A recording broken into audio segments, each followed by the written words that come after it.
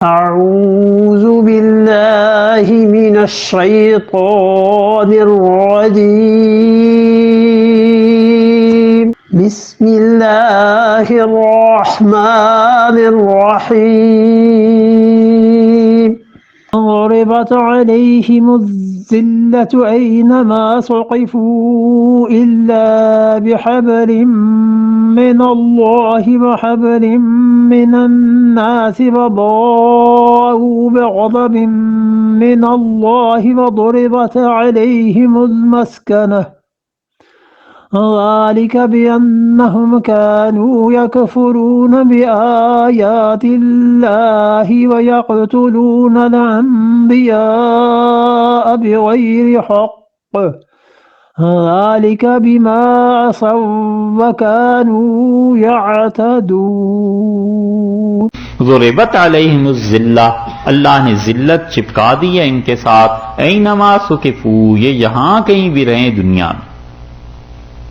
ذلت ان کا مقدر ہوئی،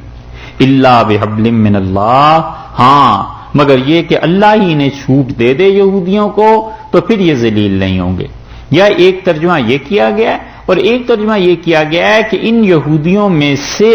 الا بحبل من اللہ، اللہ نے جنہیں رسی دے دی ہے، یعنی اجازت دے دی ہے کہ وہ رہیں، وہ ذلیل نہیں ہوں گے، یعنی ان کے بچے، ان کی عورتیں، ان کے وہ لوگ جو عبادت گاہوں میں بیٹھے رہتے ہیں اور خدا کی عبادت کرتے رہتے ہیں، ان کو کچھ نہیں کہا جائے گا۔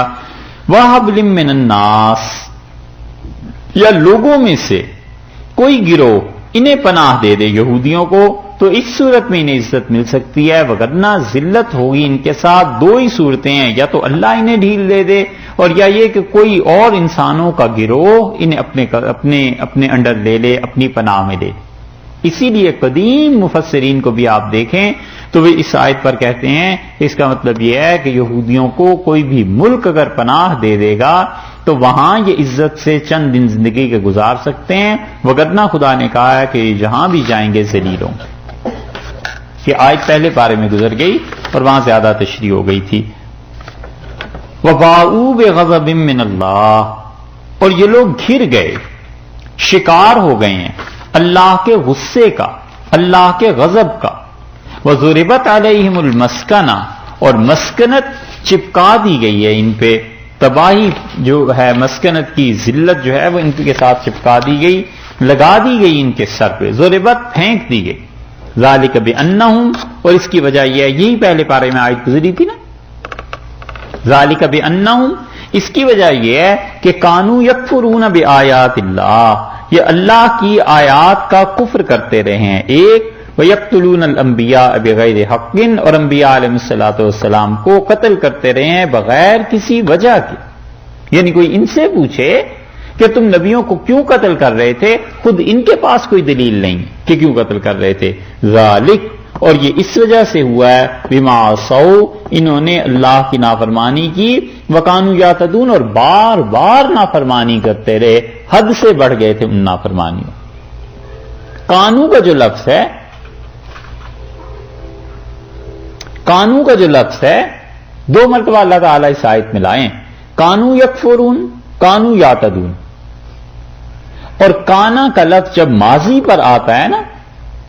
کانا کا لفظ جب آتا ہے تو اس کا مطلب ہے دائمی طور پہ، کانٹینیوسلی، استمرار کے معنی دیتا ہے۔ استمرار کا مطلب یہ ہوتا ہے جسے آپ کہیں کہ ٹرین گزری اور آپ کہتے ہیں ٹرین گزرتی رہی، مطلب جب تک یہ واقعہ ہوتا رہا اس سارے عرصے کے دوران کانٹینیوسلی کوئی چیز جو مسلسل ہو، تو کانو یکفرون، یہ مسلسل خدا کی نافرمانی کرتے رہے۔ کانو یعتدون، حد سے بار بار بڑھتے رہے۔ اس کا مطلب یہ ہے کہ یہ جو حرکتیں تھیں، ان کا حال اور ان کا قومی مزاج بن گیا تھا، یہ قوم ہی ایسی ہو گئی تھی یہودیوں کی کہ انبیاء علیہ السلام کو قتل کرنا اور خدا کی نافرمانی کرنا۔ لیسوا سواء، دیکھا ہے، یہ ہے انصاف کی بات، عدل کی بات، قرآن نہیں جانے دیتا، اللہ کسی کے معاملے میں اس چیز کو ہاتھ سے نہیں جانے دیتا۔